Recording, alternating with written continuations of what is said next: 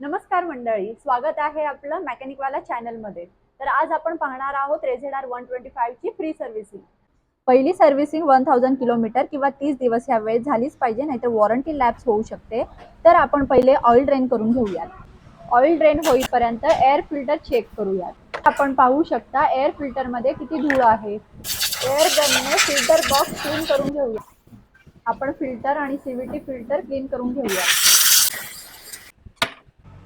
फिल्टरवर oil टाकूयात आणि तो व्यवस्थित असा फिट करून घेऊयात. आपण पाहू शकता फिल्टर असा व्यवस्थित क्लीन केलेला आहे आणि आता तो आपण बसवणार आहोत.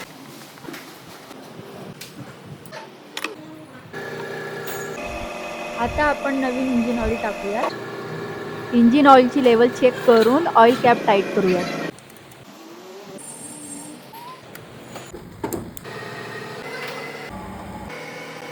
अशा प्रकारे गिअर ऑइल टाकून झालेला आहे. आता आपण front wheel bolt, disc bolt आणि रियर व्हील यांचे नट टॉर्क व्रेंचनी टाईट करूयात आणि रियर ब्रेक सेटिंग करूयात. लास्ट आपण पेट्रोलमध्ये कार्बन क्लीनर टाकूयात.